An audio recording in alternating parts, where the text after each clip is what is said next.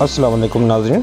ترک صدر طیب اردوان نے اپنی جماعت انصاف و ترقی پارٹی کے نمائندوں سے ویڈیو کانفرنس خطاب میں کہا ہے کہ بیت المقدس مسلمانوں کے ساتھ عیسائیوں اور یہودیوں کے لیے بھی مقدس مقام ہے، جہاں اسرائیل نامی دہشت گرد ریاست نے انسانیت سوزی کی تمام حدیں عبور کر لی ہیں۔ ترک صدر نے پارٹی رہنماؤں کو بتایا کہ اسرائیلی جارحیت پر میں نے بعض عالمی رہنماؤں سے رابطہ کیا اور سب نے فلسطین کے حق میں ہمارے موقف کی مکمل تائید کی ہے۔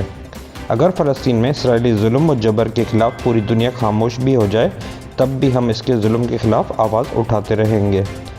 ترک صدر نے مزید کہا کہ اسرائیلی جارحیت پر خاموش رہنے والوں کا انجام عبرتناک ہوگا۔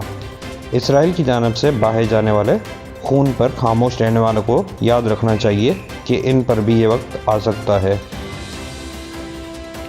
صدر طیب اردوان نے مزید کہا کہ جس طرح شامی سرحد کے قریب دہشت گردوں کا راستہ روکا، اسی طرح مسجد اقصیٰ کی جانب بڑھتے ہوئے ہاتھوں کو بھی توڑ دیں گے۔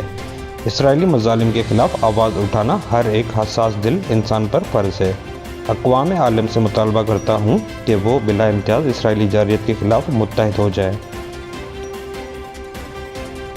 گزشتہ دنوں اسرائیل کی تازہ بمباری میں ریفیوجی کیمپ کو نشانہ بنایا گیا، جس میں 7 بچوں اور 2 خواتین سمیت ایک ہی خاندان کے 10 افراد شہید ہو گئے۔ اس طرح مسلسل 6 روز سے جاری راکٹ حملوں میں شہید ہونے والوں کی تعداد 137 ہو گئی، جبکہ 600 سے زائد زخمی ہیں۔